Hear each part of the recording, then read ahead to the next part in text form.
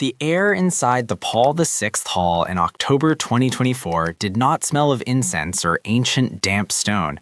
It smelled of recycled air conditioning and the faint ozone scent of heated electronics. For centuries, the visual language of a Vatican synod was a theater of hierarchy, rows of cardinals and bishops in crimson and violet, seated in ascending tiers, facing a raised dais where the pontiff sat alone.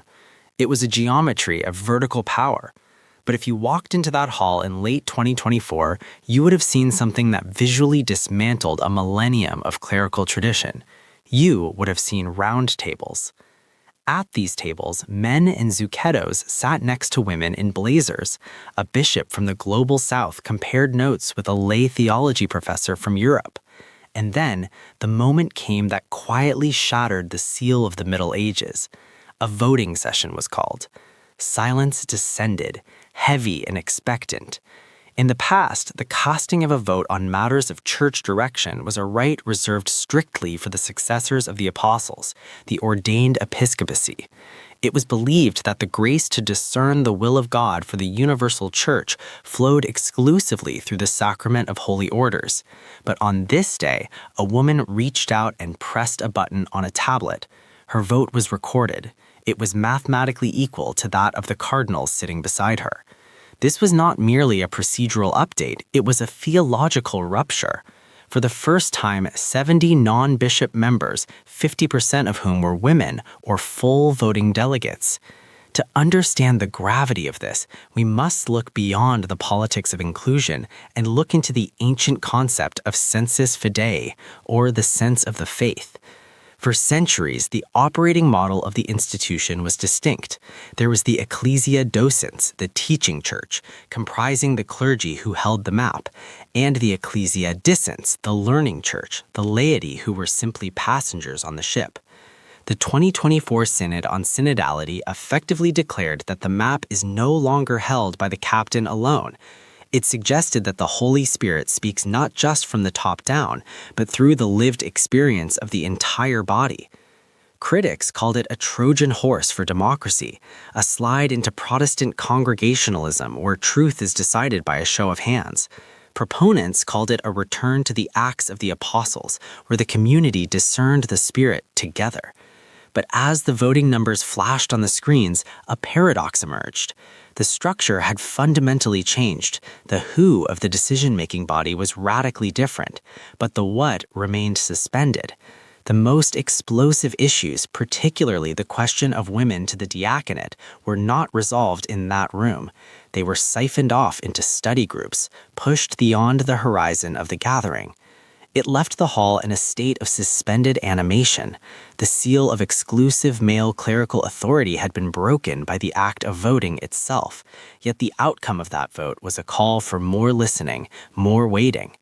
We stood at the edge of a new era, witnessing a revolution in form, while the content remained locked in a masterfully curated silence. To truly feel the shockwave of those roundtables, we must leave the fluorescent lights of 2024 and descend into the candlelight and velvet of the late 19th century. We travel back to the era of the First Vatican Council in 1870, and specifically to the long shadow cast by the archetype of the papal monarch, embodied by figures like Pope Leo XIII. This was a time when the Church felt the world closing in. The Italian revolutionaries had breached the walls of Rome. The Papal States, a sovereign territory that had existed for 1,000 years, had evaporated. The Pope was no longer a king of lands, so he had to become an absolute monarch of souls. In this defensive posture, the theology of the Church, the air inside the Paul VI Hall usually carries the weight of predictable centuries.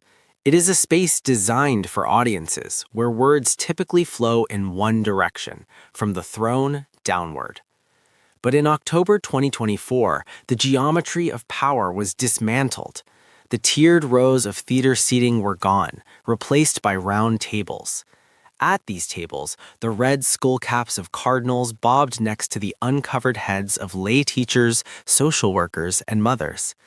A silence fell over the room, not the silence of submission, but the heavy, electric quiet of anticipation. For the first time in the history of the Catholic Church, when the call came to decide the future, it was not just the successors of the apostles who reached for their voting tablets. Consider the magnitude of this gesture. For a millennium, the act of voting on synodal documents was a seal broken only by ordained hands. It was the exclusive prerogative of the magisterium, the teaching authority believed to be the sole guardian of the deposit of faith. Yet here was a woman, a layperson, pressing a digital button to approve a document that would define the Church's trajectory. This was not merely an administrative update, it was a theological rupture. The presence of 70 non-bishop voting members, half of them women, shattered the visual and metaphysical hierarchy that had defined Roman Catholicism since the Council of Trent. The math of the room had changed. The votes of the laity now carried the exact same weight as the votes of patriarchs. We must understand this through the lens of sensusfidei, or the sense of the faith. It is an ancient concept buried under centuries of clericalism, which suggests that the Holy Spirit does not merely speak to the leadership, but breathes through the entire body of the faithful. For generations, the Church has operated as the ecclesia docens, the teaching church, instructing the ecclesia dissens, the listening church. The laity's role was to pray, pay, and obey. But in that hall, under the modernist curves of the ceiling, the distinction collapsed. The listeners had become the teachers. The atmosphere was thick with the realization that the Church was attempting to learn from itself, to discern truth not just from the pulpit, but from the pew. However, revolutions in Rome are rarely swift and they are never simple. As the month-long assembly drew to a close, a paradox emerged from the ballot boxes. The structural change was undeniable. The mere fact of who was sitting at the table was a victory that would have been unthinkable under previous pontificates. Yet the specific burning questions that many had carried into that hall seemed to evaporate into the ether. The question of women deacons, the most tangible symbol of this new inclusivity, was carefully placed into the hands of study groups, effectively removing it from the immediate agenda.